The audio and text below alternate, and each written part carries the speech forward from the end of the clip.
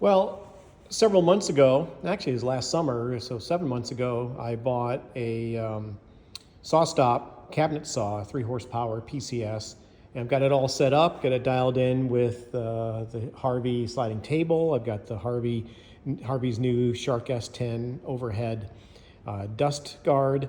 And at the time I got the saw stop, I set up my old Bosch job site saw as a permanent dado station, and I just had it set up with my $80 Freud dado stack. I will say this Bosch GTS15 table saw has been awesome for me as a newbie, as a beginner. I remember when I bought it, I was shopping around, and I almost just ordered the DeWalt table saw that so many people like, until I went and looked at one in person. And I'm glad I looked at other saws in person. For the money, I thought the DeWalt felt a little cheap. And so I decided I'm going to look at as many table saws, job site saws in my budget in person. And when I saw the Bosch GTS15, which is the relatively new version of their job site saw, I really liked the rack and pinion fence. And I ended up getting a deal. This is, I guess, what pushed me over the edge to get the Bosch. A deal from Acme Tools that was about $200 less than the current price. And so I've been real happy with this saw. In fact, I could probably sell it on the used market for almost what I paid for it, just because I got such a good deal. However, I'm kind of lazy as a hack hobbyist, and changing out blades just for the few dado cuts I do every month on the cabinet saw sounds like a pain. So I've heard about people setting up like their old radial arm saws as permanent dado cutters, dado saws, and at one of the places I took classes at, they had a second table saw set up just for dados. And so I thought, well, instead of selling this, because it's been a great little saw, and who knows, I might someday need to take it to a job site, so it's nice to have the convenience of the portability, I would go ahead and make this my dado station.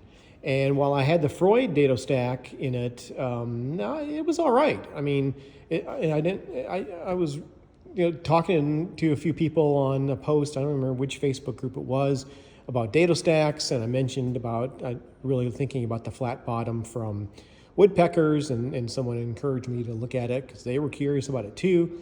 So I did. I bought it, and I've had it set up in this saw now just today, and I'll show you a couple of videos of how flat the bottom cut is, just on just some scrap that I ran through.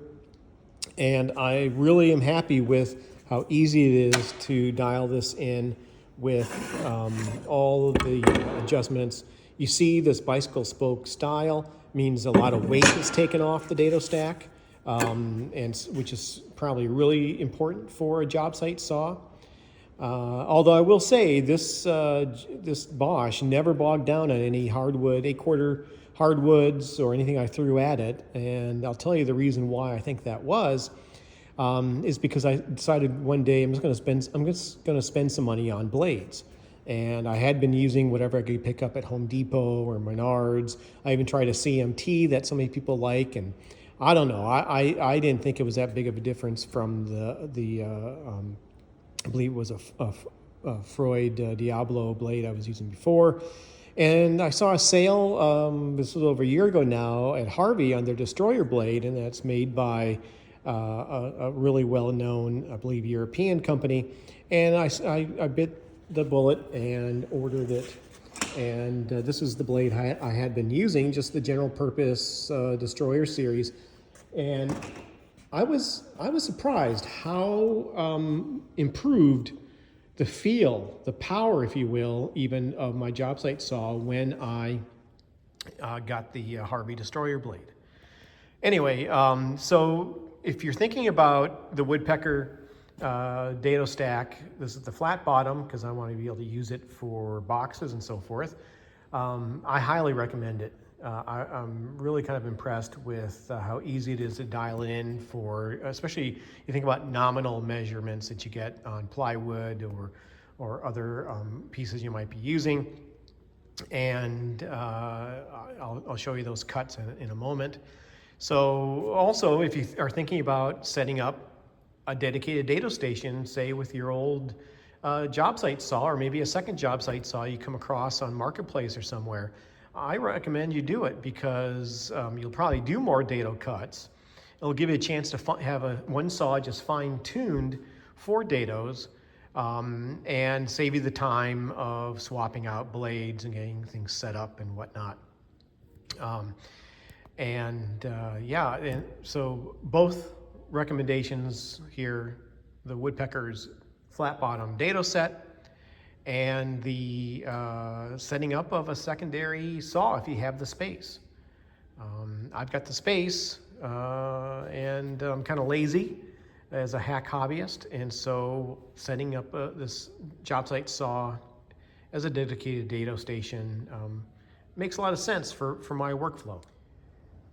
You can see how the bottom is really flat. This is just a piece of scrap plywood, but I could probably get it dialed in a little bit better even. But this dado stack from Woodpeckers, pretty impressed.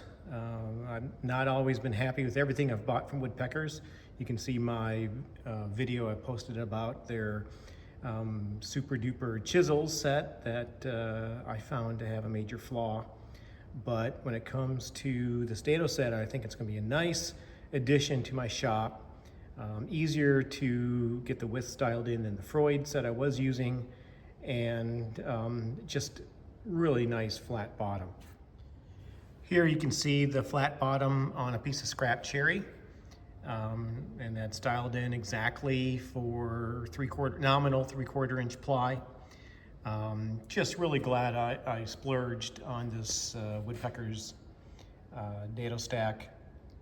The only thing that kind of irks me about it, for over $300, and knowing how Woodpeckers usually has different things to hang up their squares and chisels and whatnot, there's no case. Even the DeWalt dado stack, I believe, can come with a case. So I guess it'll give me a reason to make a little box to keep all the parts in one place.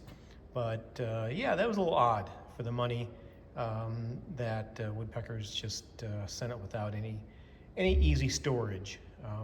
Not going to be a huge deal for me because this is pretty much going to be a permanent setup. But obviously I will be adjusting the widths as needed to the stack.